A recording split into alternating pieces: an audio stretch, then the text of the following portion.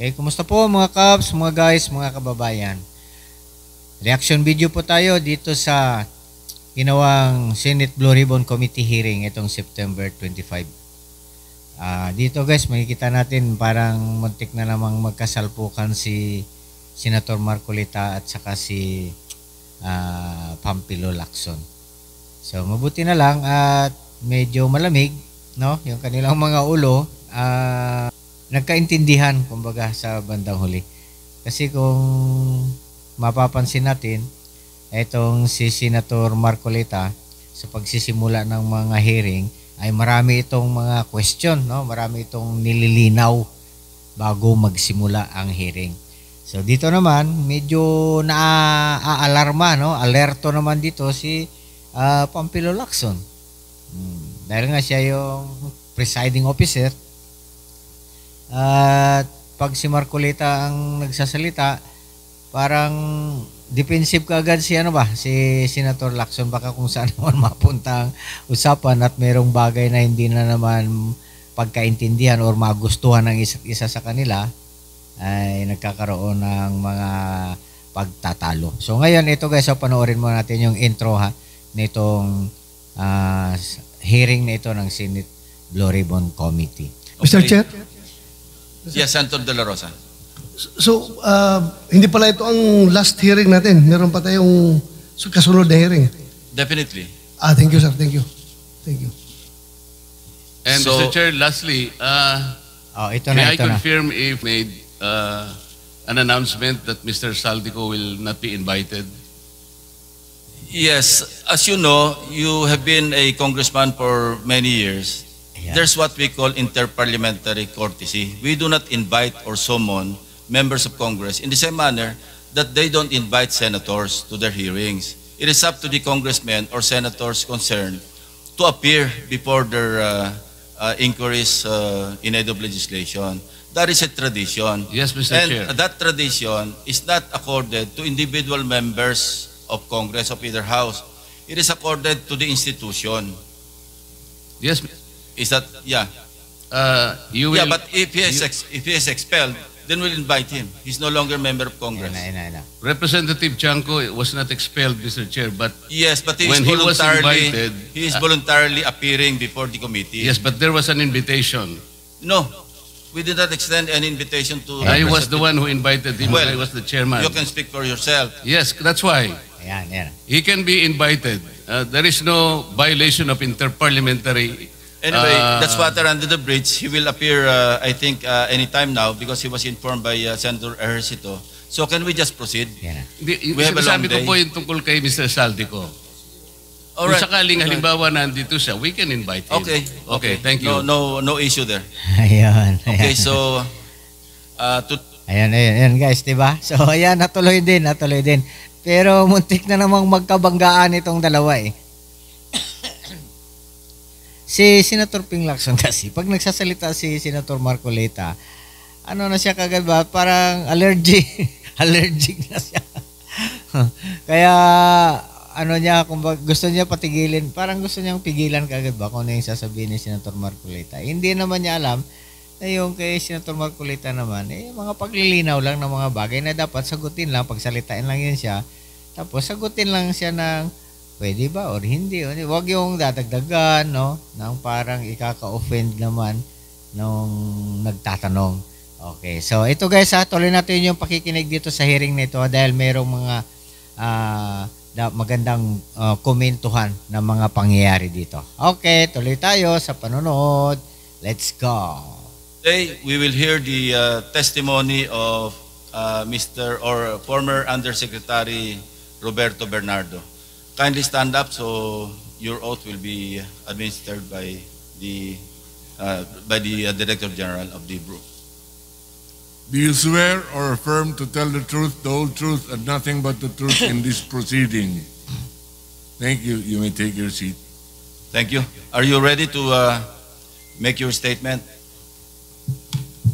Yes po, Mr. Chair. You may proceed.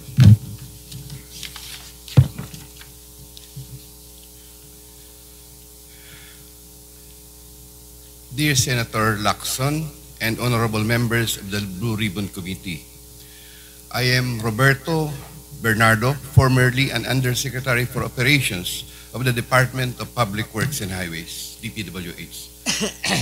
I was summoned to appear today before the Honorable Blue Ribbon Committee and required to testify in connection with its ongoing inquiry in aid of legislation into the reported anomalies in certain DPWH projects, flood control projects.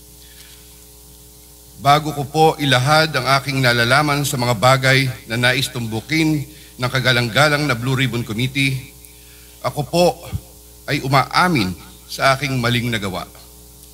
Ako po ay hindi naging matatag at tapat sa pagpapatupad ng tungkulin na ipinagkatiwala sa akin ng ating pamahalaan at sambayanan.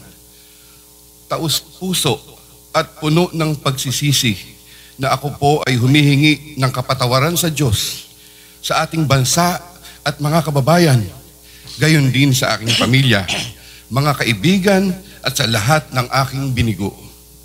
Nakagawa po ako ng pagkakamali at pinahintulutan ko po ang aking sarili na maging kasangkapan sa pagpapatupad ng isang masamang gawain.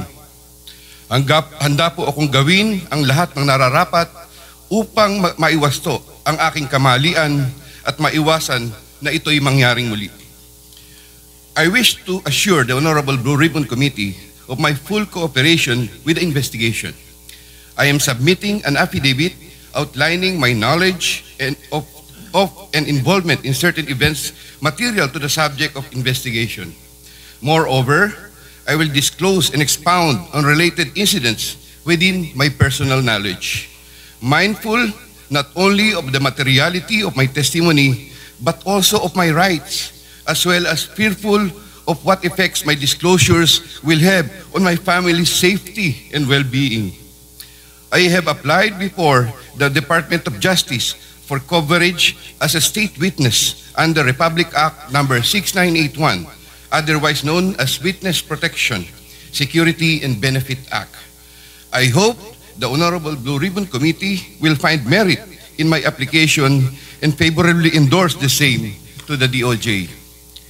With the assurance of the Honorable Blue Ribbon Committee that my rights and benefits under RA 6981 shall be respected, I am prepared to submit the aforesaid affidavit to Honorable Blue Ribbon Committee and swear to and testify on the same, with the approval of the Honorable DOJ Secretary on the disclosure thereof for such purposes. The highly sensitive nature of the disclosures made in my affidavit cannot be stressed enough. These deal with involvement in irregularities of 4 senators and 1 congressman, 1 member of a constitutional commission, and 1 undersecretary, seriously undermining public trust in 2 out of 3 branches of our government and a constitutional body, thereby posing a significant threat to our national security as it may lead to political instability, which may weaken the ability of the government to function effectively. 25 of September 2025, Makati City, Metro Manila. And this, Mr. Chair, signed na po ito. Okay. May we hear from Secretary Remulla since he mentioned about his application for admission into the program? Ito guys ha. So matapos niyang basahin yung kanyang affidavit, yung si Remulla kaagad, ang kanyang kinonsulta. So ang plano kasi nito, i-endorse niya kaagad kay Remulla, ipabalidate niya kaagad. No? Kumbaga dito hingaan niya ng opinion si Remulla. So ito, tingnan natin ha, kasi dito medyo nagtalo sila dito sa desisyon na ito. Okay, tuloy natin. Your Honor, we will have to evaluate his statements in relation to all the other testimonies that we have gathered in the DOJ and in the Blue Ribbon Committee. The Senate President. Mr. Chairman, yeah. We would like to listen to your sworn affidavit, if you have one, or an affidavit that you will swear to complete the disclosure that you're talking about. Otherwise, those are mere general statements. Please, thank you. Yes, Mr. President, Mr. Chair, may I be allowed to read the Yes, Ayan. you may proceed, Yusek Bernardo. Ayan, yan. Okay. affidavit? I, Roberto R. Bernardo, Filipino, of legal age, a resident of Malolo City, Bulacan, under oath, deposed and state. In connection with the ongoing Senate Blue Ribbon Committee investigations, I intend to submit this affidavit which provides details of my knowledge about matters within my jurisdiction relating to flood control projects when I was still serving as Undersecretary for Operations of the Department of Public Works and Highways. Okay. This Undersecretary. affidavit lays out details. Sorry, excuse me. You have your counsel now with you? Yes, sir. Yes, po, Okay, Mr. on Chair. record. Okay. Okay. This Sige. affidavit lays out details of the involvement of legislators as well as other government officials with a commitment on my part to expand these disclosures as my best recollection of facts and records may serve. Number three, since the received an invitation to appear in these proceedings, I began collating, vetting, and consolidating all written communications, documents, tables, and matrices and lists in my possession, the retrieval of which has been difficult since I retired from public service last August 2025. With the benefit of more time and greater freedom to access files, I am confident that I can provide even more material and relevant evidences that would clarify the issues once and for all. Number four, more importantly, I am executing and submitting this affidavit with my full and absolute consent as an integral part of my application to be admitted under the Witness Protection Program through the favorable recommendations of the Honorable Chairman of the Blue Ribbon Committee, Senator Ping Lacson, and the Honorable Senate President, Tito Soto, under Section 4, as well as Section 10 of Republic Act Number 6981, otherwise known as Witness Protection, Security, and Benefit Act before the Department of Justice. I attest and confirm that the names, dates, and transactions mentioned hereunder are based on my direct personal knowledge and have ample documentary support where necessary or desirable if given full opportunity to retrieve the same. I finally became Undersecretary more than a year later and remained such until my retirement on August 2025. I met former District Engineer Henry Alcantara during my assignment in the Laguna 2nd District Engineering Office. Engineer Alcantara, Engineer Bryce Hernandez, Engineer J.P. Mendoza, and Engineer Aldri Jumasig all belong to the Bulacan 1st DEO. 2020-2040 scheme. Sometime after the State of the Nation address of President Ferdinand Bongbong Marcos Jr. in July 2025, and while I was already on sick leave, I heard from Secretary Bunoan for the first time that Engineer Alcantara, Engineer Hernandez, Engineer Mendoza, and Engineer Dumasig were engaged in contracting activities using the licenses of other contractors. Subsequently, Engineer Hernandez confirmed this arrangement through one of the legislative hearings and by other contractors whose license they used. According to Bryce Hernandez, their sharing is 20-20-20-40% from these activities. My understanding is that they had prepared and signed documents for purposes of collecting payments, which they then apportioned the profits amongst themselves. However, I must admit that I have no personal knowledge on the exact actions they took to accomplish this scheme, and I can only be asked general questions on the systems in place that would have allowed this modus operandi to happen. I categorically state that I have neither knowledge nor participation in these business activities, which were entirely done by Engineer Alcantara, Engineer Hernandez, Engineer Mendoza, and Engineer Dumasig on their own. Ghost projects. At about the same time, after the 2025 SONA, I also heard for the first time that aside from the 2020-2040 scheme, there were flood control projects, ghost projects, for which Engineer Alcantara, Engineer Hernandez, Engineer Mendoza, and Engineer Dumasig were also responsible. These were confirmed later by Secretary Bunoan during a separate legislative hearings. I called up Engineer Alcantara to ask him about these flood control ghost projects. He denied any participation.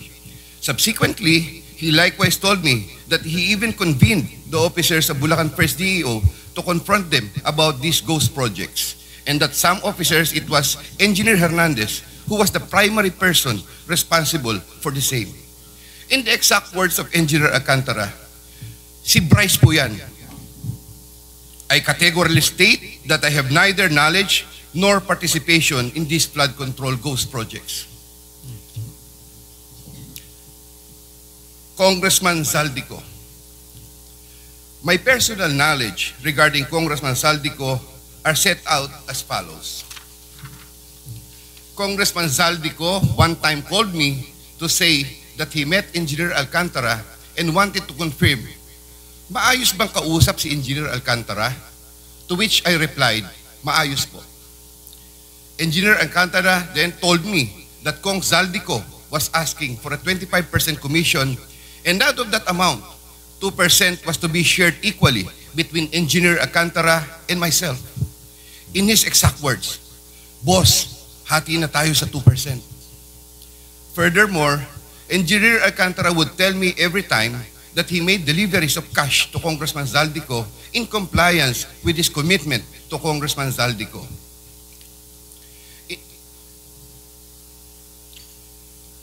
In this affidavit, I shall mention my personal knowledge regarding Senator Chis Escudero Yun. as follows. Maynard Ngu and I are close friends, and we go years back. He is also a close friend and campaign contributor of Senator Chis Escudero. Maynard Ngu asked me to submit a list of projects. I personally submitted a list of projects to Maynard Ngu, and some of the items therein pertaining to Valenzuela and Marinduque projects were subsequently included in the General Appropriations Act. A copy of the list of Valenzuela and Marinduque projects is here to attach to this affidavit as Annex A. Annex A. When I gave him the list and in relation to the commitment, I asked him, Boss, paano to? Maynard replied, bahala ka na. I asked, Boss, okay na ba ang 20%? Maynard said, okay. After inclusion of the projects in the GAA, I delivered 20% of approximately 800 million or about 160 million to Maynard Ngu, which was meant for Senator Escudero. Finally, I would like to add that deliveries of cash were personally made to me, by me, to Maynard Ngu at his office in Manila. I confirm that Commissioner Lipana requested that he be referred to officers of DPW's Bulacan First DEO. I referred to Engineer Bryce Hernandez. I have no personal knowledge if they were able to secure a project in Bulacan First DEO. Furthermore, and subject to possible referral to an executive session upon the approval of the Honorable Chairman, I attest to the broader systemic issues in DPWs that are widespread. My statements hereunder are based on personal knowledge and direct interactions with the personalities involved with great risk to my safety and that of my family members. I confirm the following. Yusek Traigib Olaybar of DepEd. Yusek Traigib Olaybar used to work for Senator Ramon Bong Revilla and Senator Sani Angara before his appointment as Yusek for the Department of Education. Sometime 2010, I met for the first time Yusek Olaybar, who was then working in the office of Senator Bong Revilla. Later, I learned that he transferred to the office of Senator Edgardo Angara and then later to Senator Sani Angara. Sometime 2024, Yusek Olaybar personally called me for a meeting to discuss about unprogrammed appropriations, supposedly for the office of the Executive Secretary. In the said meeting, he requested me to submit a list of projects. After the meeting, I asked Bulacan First DEO to prepare a list of projects for funding. Thereafter, Engineer Alcantara submitted a list of projects worth 2.85 billion. Here to attach as Annex B is a list of those projects. Subsequently, I submitted this list to Yusek Olaybar. Yusek Olaybar told me that the commitment is 15%. In his words, Boss, 15 yan. Thereafter, the DPWH received a special allotment release order for 2.85 billion for the projects listed Annex B, in Annex B. Engineer Alcantara, from time to time, would collect and deliver the agreed 50% commitment to me, which I delivered or caused to be delivered to Yusek Olivar in Magallanes, Makati, and other places.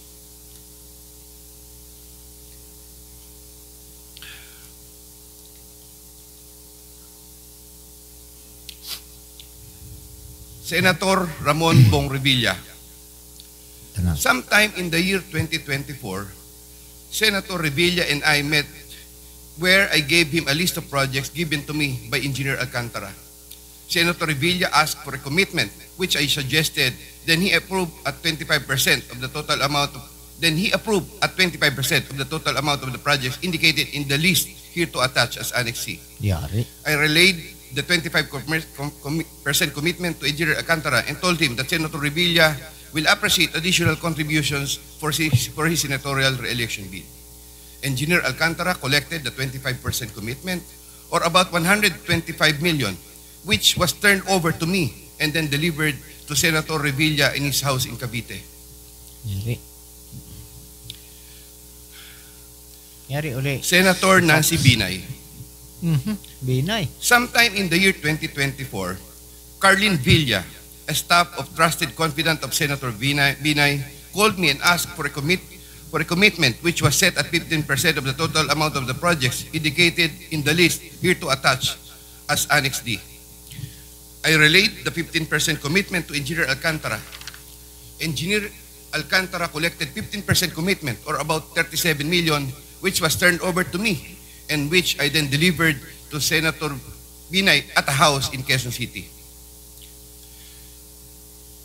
Given the complexities of the transactions and personalities involved, I humbly reserve the right to submit a supplementary affidavit if warranted in the premises. I attest to the truth of the foregoing statements based on my personal knowledge and authentic records. In witness or hope, I will be affixing my signature this day of September 2025 here, Mr. Chair. Ayan. Kindly sign your affidavit in the presence of everybody. Okay. Ito na. Dito na banda. Panoorin natin ito Mga guys, Mr. Chair, tandaan nyo I to, have already panoorin nyo signed to. Maganda For the to. record, you signed the same affidavit that you read, no? Yes po, Thank Mr. you. Chair. Maraming salamat, Yusek. Secretary Remulla is recognized. Your Honor, Yeah.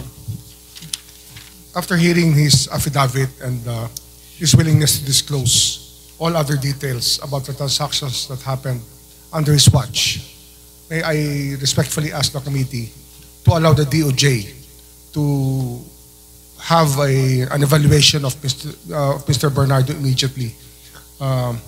This matter has to be done because of the gravity of the situation and the fact that we may have to really work overtime on legal matters that are needed, or necessary legal matters, so that we can preserve the monies and other things that are involved in this discussion. Thank you, Secretary Remulla. Will you be... Okay, kita nyo guys, no? Maagap, no? Maagap ko agad si Secretary Remulla. Siyempre, bago kasi itong mga binanggit dito ng isang resource person. So, gusto niya ay mapunta ka agad sa kanyang mga kamay para sa pag-evaluate. So, ito ang reaksyon ng mga nakaintindi nito, no? Nang may mga hinala, no? Kasi kabisado nila ito si OG Remulla kabisado nila ito kung paano ito gumamit o gumawa ng paraan para sa kanya, para doon sa kanyang trabaho.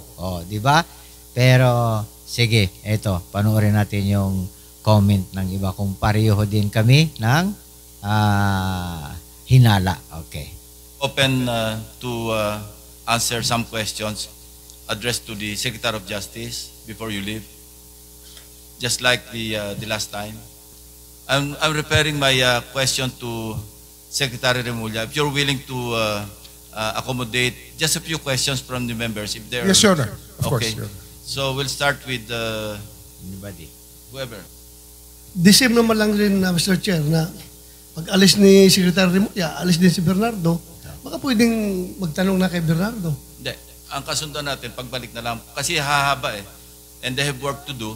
So we are accommodating them in the same manner that we accommodated Alcantara, Engineer Alcantara, to be brought immediately to the DOJ for evaluation, for some procedure. And after that, we can have all the time in the world. Maski hanggang madaling araw, kung gusto mong tanongin si Yusek Bernardo, Sir, pero you can. Ito na. ito, for the benefit of general questions Hindi na, na sana. we're just dahil- postponing. We're not rejecting your request to propound questions. Isa kasi sa akin kasi, sir, eh. Ito. Pag sabi niya ngayon dito, diretso kagad file ng kaso sa DOJ without Hindi, us no. giving the benefit na makapagtanong man lang kung Sige. No, I think Ito. the thing is that if the Department of Justice, So, as ito yan. much as possible, would like to evaluate first. They will not file any cases against anyone. but subsequently, filing of cases will follow. Kung sana naman bago siya mag-consider doon, dito muna sa atin. Dahil sa atin niya nilahad yung statement niya. Yun. So, hindi naman niya nilahad sa DOJ, sa atin muna. So, sana makapagtanong tayo bago natin turn over sa DOJ for Yun. their consideration. Kung ako, yun din dapat ang gawin. Usap sila. Mr. Chair, I think Ayan. Hearing is suspended. Yan.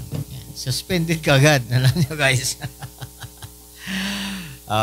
Alam nyo guys, yung sagot ni Senator Marcoleta, ano yan eh, follow up yun doon sa sinabi ni Bato.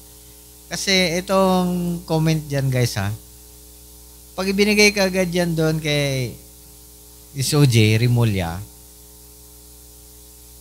maaaring pagbalik niya, imbes na ang layunin nun is hindi pa na-impluensyahan yung Yusek hindi pa siya na-impluensyahan, ay ma-impluensyahan na pagdating doon, nasasama siya sa opisina ni Remulla kasi siyempre tatanungin siya doon, iimbestigahan siya doon.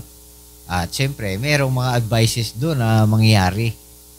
Pag sinabi mo yung ganito, ganyan, halimbawa lang pag sinabi mo itong ganito, ganyan, malalagay ka sa ganyan. So, yan, ganun. Parang ganun, no?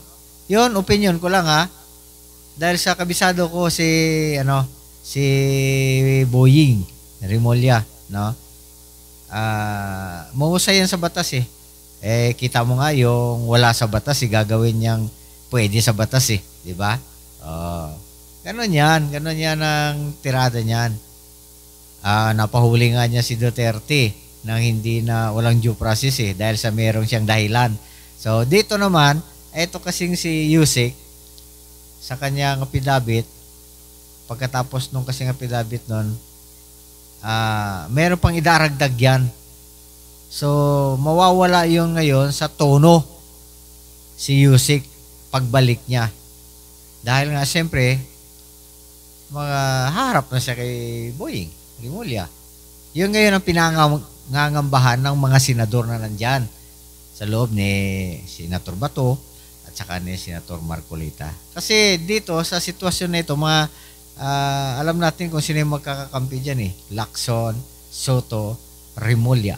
So itong gusto naman ng dalawa na senador, si Bato at saka si Marcoleta, dapat doon tanungin na para hindi na mababago. Bahala na kung anong gagawin ni Boying doon sa opisina niya pag-iimbestiga niya. Basta nasabi niya na muna lahat nang walang nag-impluensya, nang wala pa siyang nakakausap na ibang mga sino mang investigador dyan, di ba? Para patas.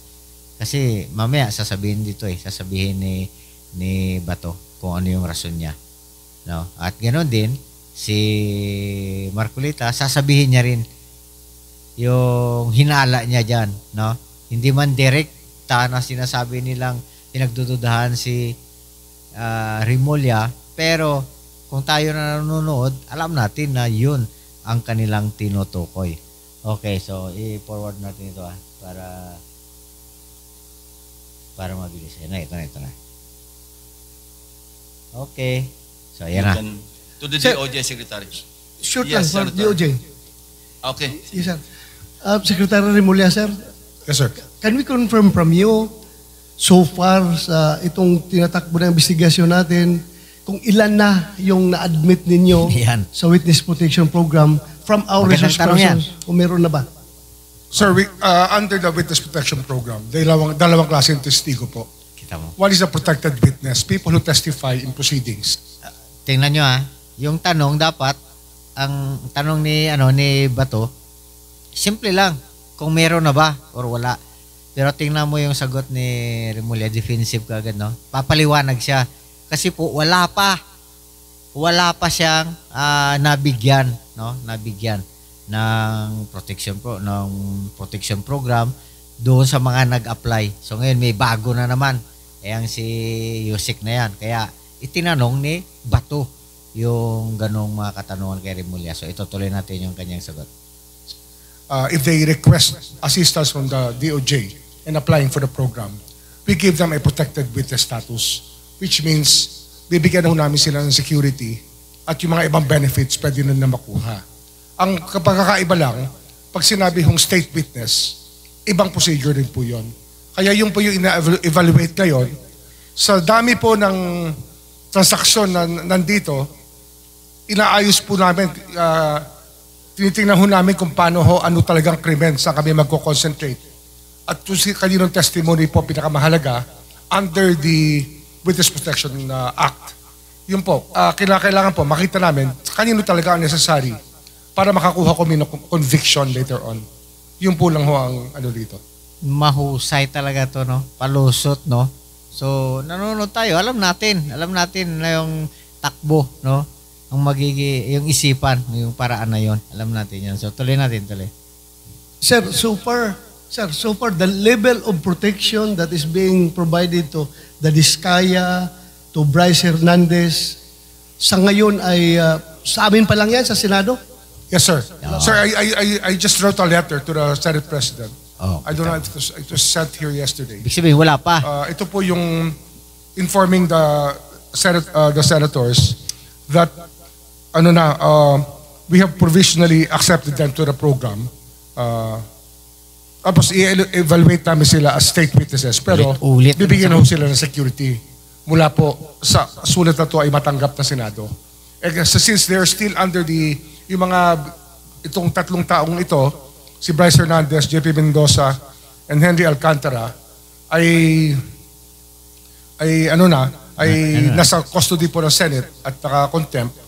Hindi po namin sila binibigyan pa ng security. Pero ini-inform po namin kayo na bibigyan na namin ng security. Oh, kita mo? And then we have to process also Mr. Diskaya again tomorrow. Mahabang proseso ho ito kasi ang dami hong transaksyon, tsaka dapat alam po natin ang direksyon kung saan po papunta ang mga demanda. Thank you, Secretary. Yun, no? Kita nyo na, ganun din pala ang gagawin May proseso rin May batas din, no? May paraan din di tama yung sabi ni Senator Marcoleta dyan, no? Na hindi sila kaagad makapagpapasauli ng mga hinihingi nila, no? Kasi isang dahilan nila na hindi mabigyan ng protection o magiging kasama sa Witness Protection Program yung mga humihingi ng protection na yon dahil sa wala pa silang isinasauli, hindi pa sila na dapat magsauli muna. So ngayon dito, tinanong ngayon ni Bato, no, kung doon sa in-endorso sa kanila dahil sa siyempre walang magawa ayan, sige, sa inyo na yan sila. Nagtanong na ngayon si Bato, meron na ba? Meron na bang nabigyan dyan? Meron na wala pa pala. Bakit? Meron pang hinihintay na mga proseso si Remulla bago siya makakagawa ng ganon. Yun lang din naman ang punto doon ni Senator Marcoleta Di ba? Kasi paano makapagpapahayag si Diskaya ng iba pang mga katanungan o gusto nilang malaman o gusto niyang ibunyag kung wala pa siyang protection, wala pang pangako sa kanya na, okay, bigyan niyo ko ng protection namin at ganito, meron kami ibubulgar. So, hindi siya pinayagan sa ganon. Dapat daw, bago siya bigyan ng ganon, ay isauli niya muna, no? Yung mga ninakaw nila. Ganon, bago siya hingi ng protection program. Papasok yun sa witness protection program eh. Yung tao na magsasabi, magsisiwalat ng mga nalalaman niya diyan, no? Yung mga bagay na hindi pa niya nasabi. Oh, ganoon yan siya. So ngayon, para mabilis sana dapat na-aksyonan na kasi tugon din ito doon sa sinasabi ni Rimulya at saka ni Erwin Tulfo na ang sundin natin yung taong bayan dahil ang gusto ng taong bayan ay may balik na kagad yung pera. Kasi kung dadaan pa tayo sa proseso na yung batas pang gagamitin na ganyan, maubos na nila yung ganito, hindi pa na ibabalik yung pera ng bayan, hindi natin may bibigay yung hinihingi ng taong bayan. Ganun din ang magiging resulta dito eh. Ganun pa rin kung gaano katagal yung sinasabi ninyong iniisip nila na mangyayari doon sa hinihingi ni Senator Marcolita na dapat batas ang gamitin yung tamang paraan. Ganon din ang magiging resulta nun dito sa paraan na gusto nila. Ayaw lang kasi nilang pakinggan yung sinabi ni Senator Marcolita kasi masapawan sila. Ganon yan siya. Tawa nga tayo dito. Tawa tayo. Okay, so cheer tayo. Cheer. Tuloy natin ha. Ito pa. Mulya. Mr. Chair, okay na ako. Thank you. Chair, Mr. Chair, Yan. Yes, Senator Marcoleta. I just want to make a record that when I approached the Secretary of Justice together with Engineer Bernardo, both of them committed that Engineer Bernardo will go to the DOJ accompanied by the DOJ Secretary for the purpose of filing the appropriate charges only. And Engineer Bernardo will not in any way add or alter the affidavit that he presented before us. Meaning to say, no additions, no subtractions, walang alterations. Whatever copy that he distributed to this committee will be just that. Yes. That is correct. Sige. Thank you, Saka Mr. Chair. recorded naman po, nasa transcript, nasa YouTube, nasaan pa. Yes, sir. Kaya kung mag-alter siya, he will be liable for perjury. Hindi po, no supplement, no nothing. Kasi No, po yung hindi iba, pagdating dito, nagsusupplement. Ang sabi niya, wala na po akong idadagdag. Doon lang po. Ito. Meron siya sa statement niya na I humbly reserve the right to submit a supplementary affidavit Yun nga if po warranted. Kaya po in sinabi the ko sa premises. kanya, meron ka rito, magdadagdag. Kasi dapat sana alam natin because he presented himself before this Tama. committee. But whatever he does outside this committee, wala tayong kinalaman. Hindi na po natin nalalaman kung ano mangyayari. Yun. Nagits nila. Hindi na nagits yun. I mean, for purposes of transparency, Mr. President, You're saying Mr. Chair, that just kaya in po case, pumapayag na kami na dahil paano yung supplemental? Hindi na po natin malalaman. Okay. There will be no guidelines. Dito rin po yung dito rin supplemental. gagawin yung supplemental. Hindi nga po natin malalaman eh. We will not be guided. Ano ba sasabihin niya? Why not before us? Hearing is suspended. Yan. Yan. Yan mga guys, no? Mabuti na lang nandyan si Bato, nandyan si Marcolita higit sa lahat sa mga ganyan-ganyang mga hearing. Dahil maagap at saka matalino, naiintindihan yung mga pangyayari, hindi natutulog. O, di yung katulad ni ba dyan, nandyan nga, naka-attend nga, pero nakanganga. Di ba? Kaya silang paikutin ng nandyan, no? Yung mga matatandang dragon na dyan. Sabi ko matatandang dragon kasi matagal na yan sila sa sa serbisyo diyan, no? Tagal na sila sa serbisyo, wala silang nagawa na matigil itong corruption sa bansang Pilipinas. So, ganon yan siya. Ganon ang komento ko diyan, yung mga pabalik-balik na diyan. Dahil hanggang ngayon nandyan pa rin yung corruption. Okay, so yun ngayon, no? Ito naman, nag-season suspended sila at napag-usapan. Okay, so kayo guys, comment kayo sa comment section natin. Para sa akin kasi, itong pangyayari na ito, mainam talaga na nandyan si Senator Marcolita at saka si Bato sa ano na yan, sa committee na yan, para yung mga bagay na mga kumbaga sasabihin natin may dribulan dyan ay merong taga-intercept, no? Merong taga-salag. Ganon yan siya. So, dito, hindi nila kayang mag-dribble o magluto ng sarili nilang putahe. Kasi merong kasamang mga kusinero dyan na meron ding masarap na iluluto. Okay. So, ganun tayo guys. Mga subscriber natin, share naman kayo sa iba, no? Share natin sa iba yung channel natin para lumakas-lakas naman. Okay. Saka sa ibang nanonood dyan na di pa nakapag-subscribe, Seniors TV po tayo. Like, subscribe po at share na rin po sa iba. Okay. Maraming salamat po. Ingat po tayong lahat.